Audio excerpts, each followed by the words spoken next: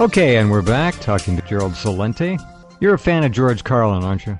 Oh, yeah. Matter of fact, his brother Patrick Carlin does. We have, when you're a Trends Journal subscriber and you go onto our website, we have Carlin's Corner, his brother Patrick, who George called his wiser and older brother.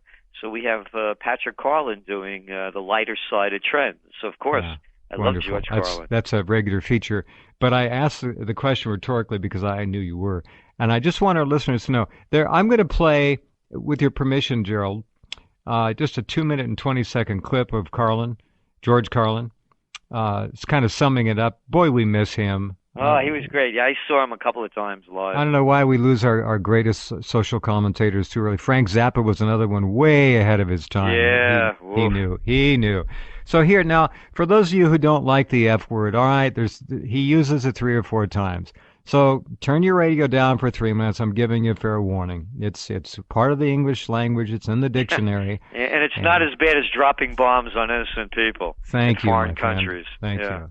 All right, here's George Carlin summing it up as only George could do. But there's a reason. There's a reason for this. There's a reason education sucks, and it's the same reason that it will never, ever, ever be fixed. It's never going to get any better. Don't look for it. Be happy with what you got.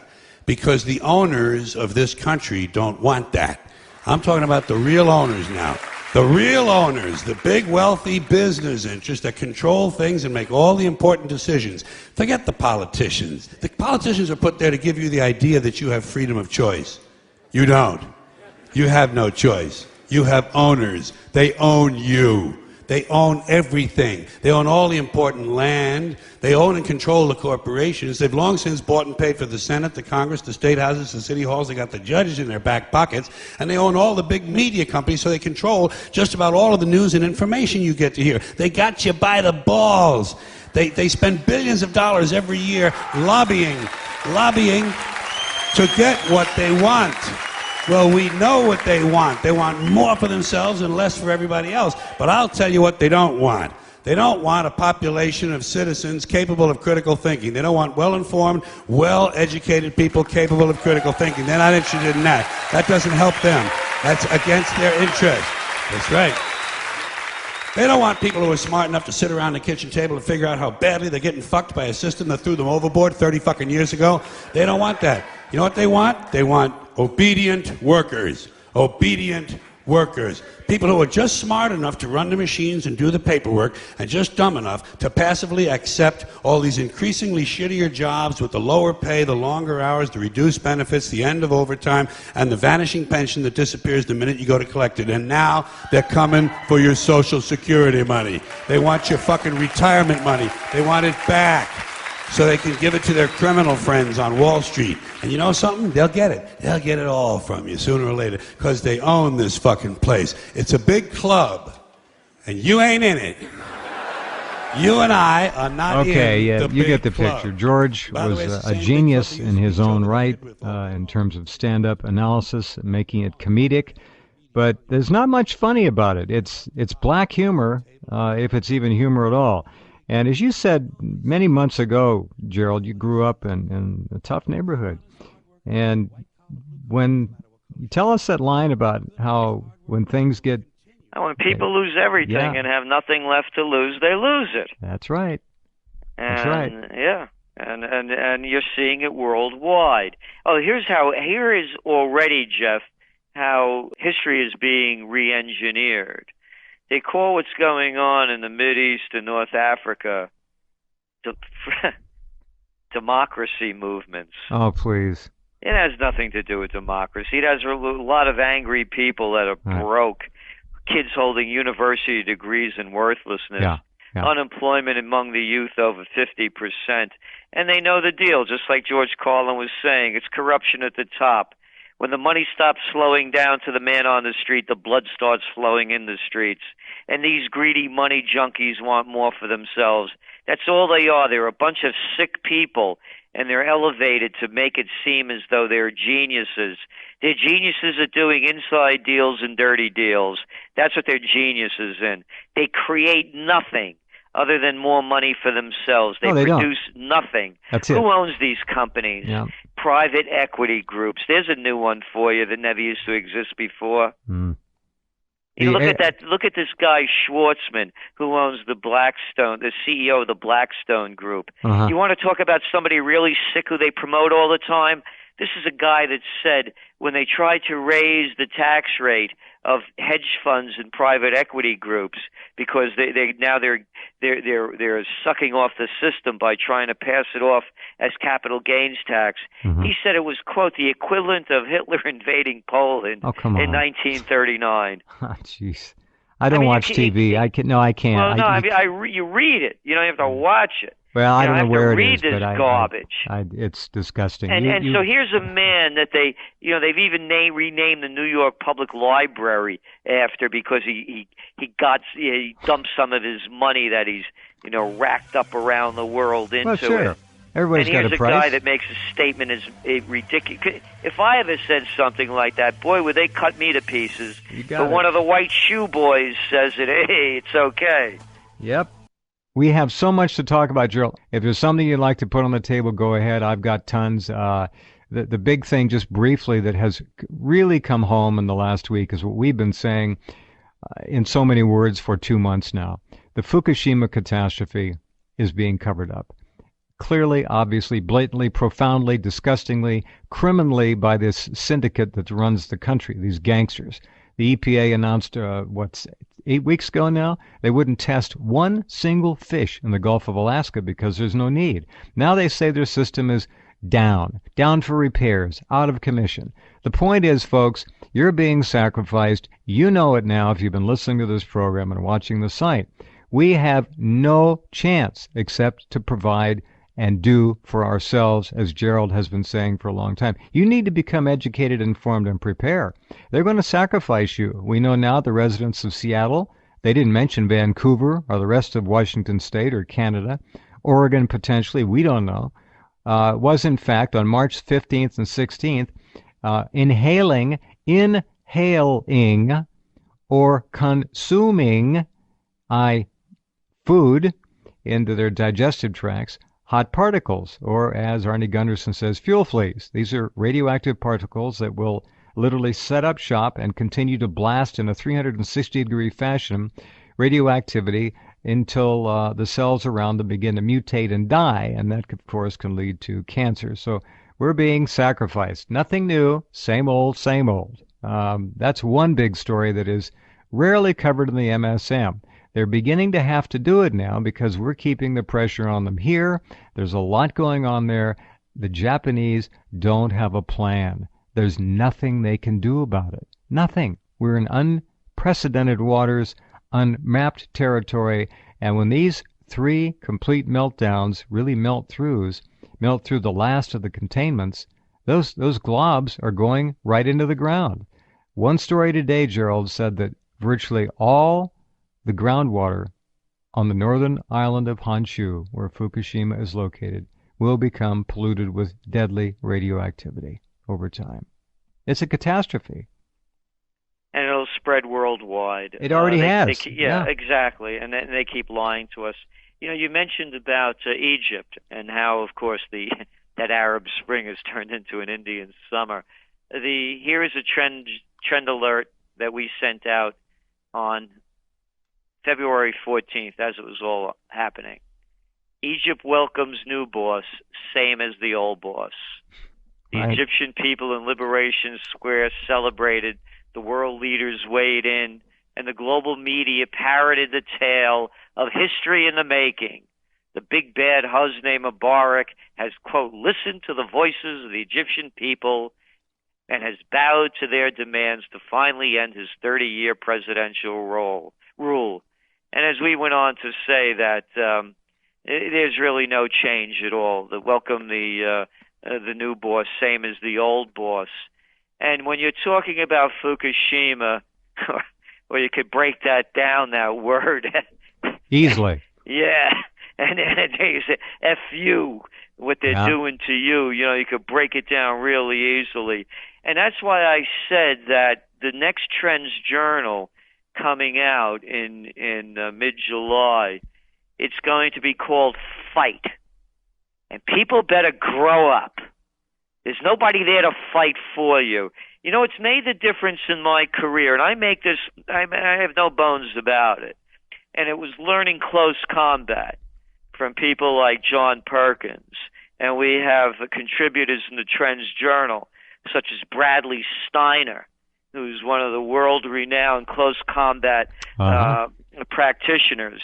And we have in this Trends Journal, the current issue, mental conditioning for self-defense, security, and survival. And he has a quote in here. It's very important for everyone to listen to. There's a saying that tough times never last, but tough people do. Too many think tough means merely physically tough.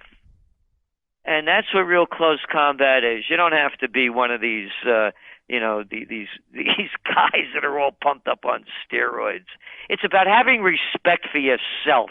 Mm-hmm. And that nobody has any right to step into your space and tell you what to do and what to think.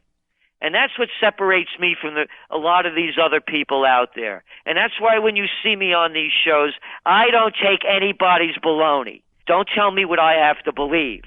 And when people start fighting for their own rights and their own self-respect and their own dignity, and don't let these little wimpy fat boys, these chicken hawks and big-mouth bimbos out there telling you what to think and how to believe, you're cooked. Your life is over.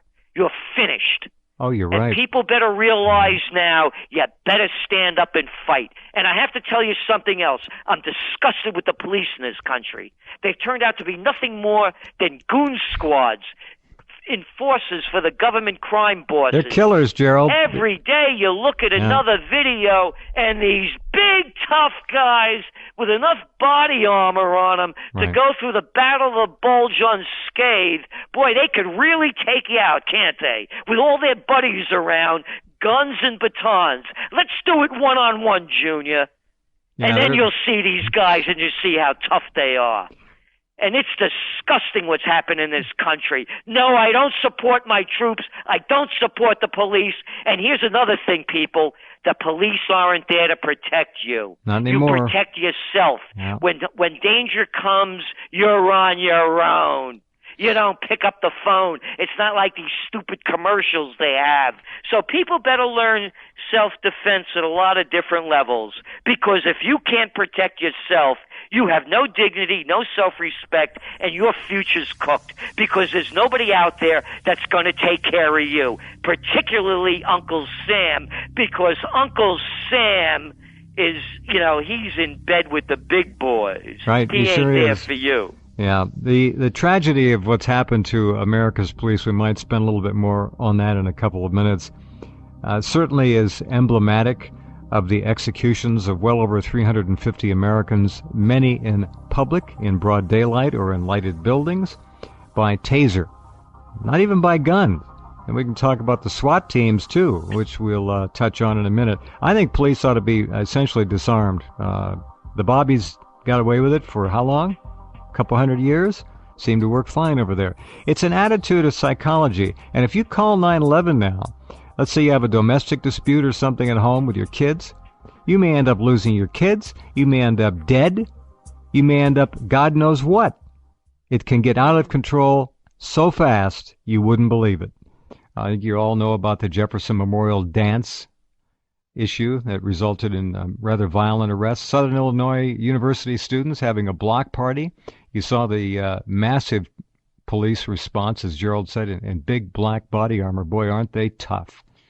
And then they raided that house in California, Gerald, where the father was there with the 3 kids, put the 3 kids in the cop car for 6 hours, took him, dragged him out of his home, kicked his door in, put him on his face, put a knee in his back.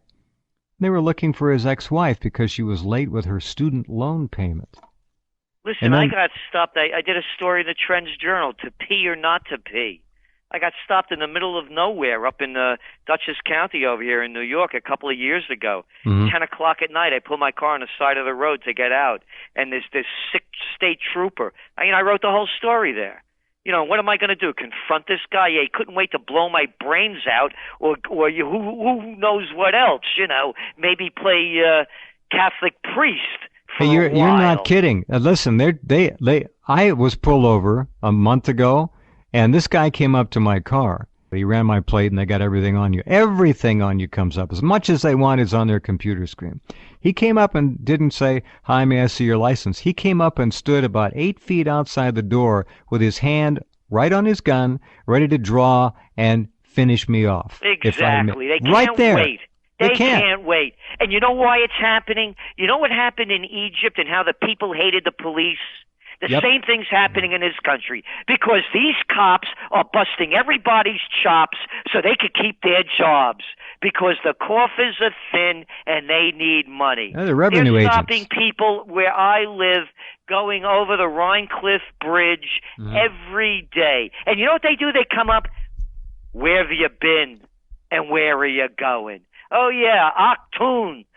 Heil Where Hitler." have you been and where are you where going? have you been and where have you going? Not you're going a little fast there, sir. No, where have you been and where are you going? And Jeez. Matter of fact, we have another new feature when you're a Trends Journal subscriber. Uh-huh. We have Hans Himmler. Oh, yes. And Hans Himmler is is Heinrich Himmler's younger brother who escaped Germany, hiding in Argentina, but now he's come to America. Yeah, he was in cryogenic storage for a number of decades, and you got him out. Because he loves America because it feels like home. Right. So we have Hans Himmler features too. And you know, although it's satire, it's real. And as you pointed out, the atrocities every day. Total control. They executed that poor Marine. 70 rounds were shot at him, point blank nearly. Just slaughtered the guy. They're out of control. And this is what happens in third world nations. Now, am I making this up when I say a third world nation? No, because when I was a young man, America was the most egalitarian nation on earth. Innocent until proven guilty, folks. Innocent until proven guilty used to be the way it is. Yep, and now the gap between the rich and the poor is the widest in the United States, and the inequality level, we rank, and according to OECD, we rank fourth from the bottom. Is the gap the widest in this country among per capita? Nations. Wow. That's right. These are facts. These are facts. And again, look what the nation looks like. You know, with junk food fat and prescription drug addicted, and Snooki's stupid. We've gone from, Billie Holiday, Lady Day to Lady Gaga. Yeah. From Sinatra to Snooki. You need any more proof? Well, and again, the cops have become nothing more than enforcers for government crime bosses. Right. They're out there to instill terror, fear, not justice. And there are some good cops. Look, people in law enforcement listening, there's some good people. politicians. Yes. And there are probably some nice prostitutes out there, too. I've heard that. And not all lawyers are bad. And Hitler loved animals. I gotta laugh. I'm sorry. I never in my life when I was younger believed this was possible. Never could I imagine it happening this fast. It was unbelievable. What I can't believe is that people still look up and cheer like little children when politicians hit the stage. Oh, standing ovations, for God's sakes. That's what blows me away, that adults still believe in this. Well, it's like a kid's rock concert. They act almost the same way. I keep going back to what it is. Everything's not all right. It's going to get much worse. The economy's on the threshold of calamity, and wars are spreading like wildfire. The first great war of the 21st century has begun. And you could just look at the timeline. It's the same one that's been played before. The crash of 29, the Great Depression, currency wars, trade wars, real wars. The panic of 08, the Great Recession, Depression, currency wars as they're going on now, as the United States devalues the dollar and pushes its people into poverty. Trade wars are next. Hot wars are already happening. Obama hit the stage. Da-da-da-da-da-da. Hey, our core interests and those of our allies are at stake. We're going to bomb Libya. Yeah. And then he hops on a plane on a trip to Rio. You can't make this stuff up. No, you can't. And where's the outrage in this country? I don't see it. Want to talk about hypocrisy? Yeah. I grew up during the Vietnam War. You know why there were demonstrations then? Because kids were getting drafted. But the soccer mommy's boys are safe at home. So there's lockjaw on the streets. Nobody's protesting these atrocities in Afghanistan, in Iraq, bombing in Pakistan. Now we know they're bombing in Yemen. We also have a war in Libya. And then I heard another fat-mouthed politician out there, Lindsey Graham, the cracker from South Carolina over there, Senator. We have to do something about Syria. I'll tell you what, Lindsey, my boy, pack up your gear and lead the charge, or shut your mouth. He actually said that, huh? That's right, on CBS. Yeah, what a pig. Oh, what yeah. A vile Another pig. one of these chicken hawks. I'm sick of these people that want to wage war, that can't fight their way out of a paper bag. They've never been in a schoolyard fight, let alone a barroom brawl, and they talk tough. What we have to do. And Obama, what you mean we, you know? Yeah, exactly. When I can speak for you on this.